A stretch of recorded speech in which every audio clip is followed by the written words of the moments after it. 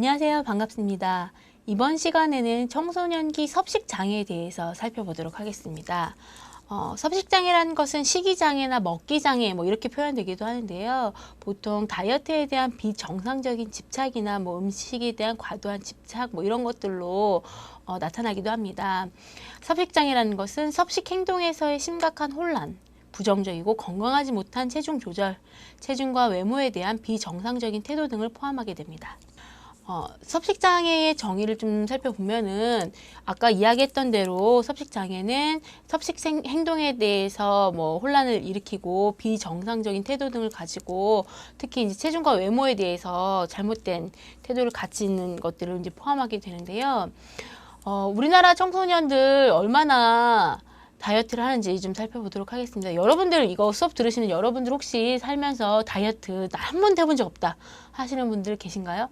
간혹 있으시더라고요. 정말 체질적으로 마르신 분들은 있지만 많은 사람들이요. 특히 이제 비만을 병으로 보고 또 날씬한 몸, 마른 몸을 건강함의 기준 그리고 아름다움의 기준으로 삼게 되면서부터는 다이어트 열풍은 정말 뭐 전 세대에 이제 열풍이 불다시피 해서 누구나 다 다이어트 시도를 하게 되는데요.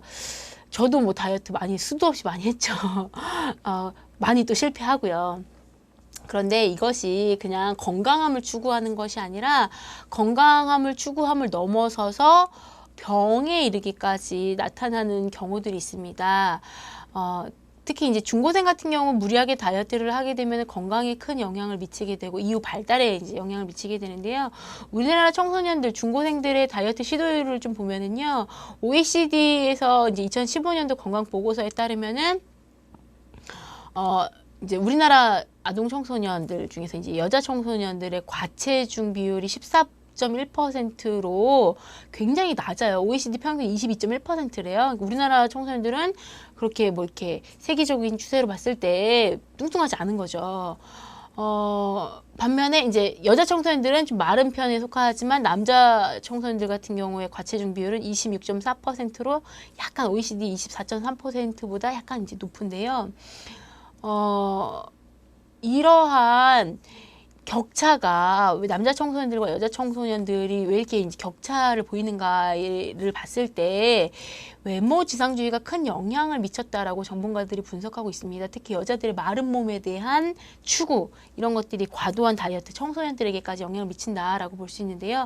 이런 것들이 이제 이후에 그냥 다이어트 시도로만 끝나는 것이 아니라 이후에 다른 장애로 나타나는 섭식 장애로 나타나는 경우들도 있습니다.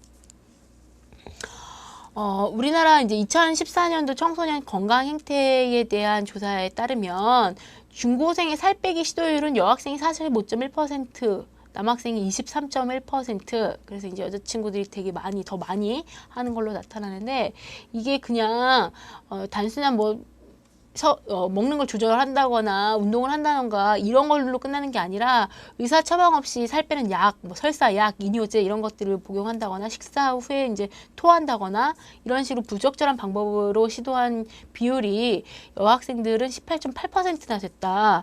이건 좀 심각하다라고 볼 수 있습니다.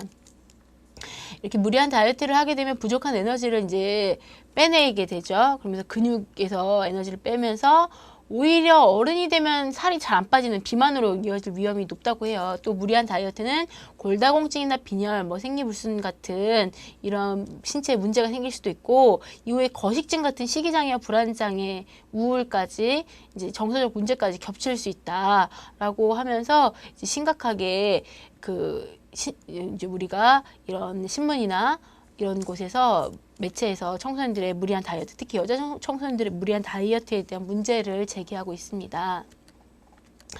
자, 그렇다면 섭식 장애는 무엇일까? 다이어트 하는 게 섭식 장애일까요? 그건 아니에요. 다이어트를 넘어서서 무리하게 했을 때 혹은 이제 먹는 것과 관련해서 이상 증상을 나타낼 때 우리가 이제 섭식 장애라고 표현을 하는데요. 섭식 장애 유형으로는 이제 세 가지로 분류를 합니다. 예전에는 신경성 식욕 부진증과 신경성 대식증으로 이 두 가지로만 구분을 했었어요. 그러다가 미국